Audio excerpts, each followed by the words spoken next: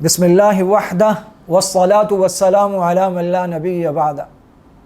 سلام ہے اس پاکستانی قوم پر جو فوج کو چلاتی ہے، پولیس کو چلاتی ہے، رینجرز کو چلاتی ہے، ایجنسیز کو چلاتی ہے، اخبارات کو چلاتی ہے، مدارس کو چلاتی ہے، مساجد کو چلاتی ہے، خانقاہوں کو چلاتی ہے، پیروں کو پالتی ہے، سارے اداروں کو دیتی ہے، کہ الیکٹرک کو کراچی میں پالتی ہے، پورے ملک میں آئی پی پیز کو پالتی ہے، جو ٹیکسز دیتی ہے، جو غریب ہو کر امیروں کو پالتے ہیں، جو بھوکے ننگے ہو کر ارب پتیوں کو پالتے ہیں، اور اس سب کے باوجود اپنی کمائیوں سے نکال کے لاتے ہیں، جہاں کا مزدور بھی لا کے، جہاں کا کچرا چننے والا بچہ بھی آ کر امدادی غلے میں پیسے ڈال دیتا ہے۔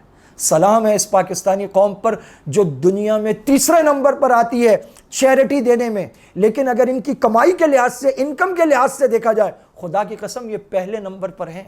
یہاں کا ہر آدمی اپنے تن کے کپڑے اتار کے دینے پہ تیار ہے، لوگ گھر کا راشن لا کے دے رہے ہیں۔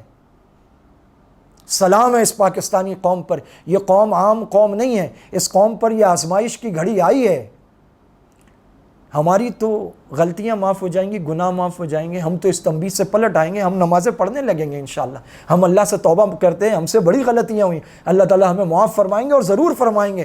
یہ جنہوں نے اربوں خربوں کھائے ہیں، یہ جنہوں نے ڈیم کے پیسے کھائے، سڑکوں کے پیسے کھائے، اسپتالوں کے پیسے کھائے، تعلیمی اداروں کے پیسے کھائے، یہ جنہوں نے غریب پولیس والوں کے، غریب فوجیوں کے پیسے کھائے ہیں، یہ پھنس جائیں گے، ان کو توبہ کی توفیق بھی نہیں ہوگی، یہ پلٹ آئیں، ورنہ ان کا حشر بڑا برا ہونے والا ہے۔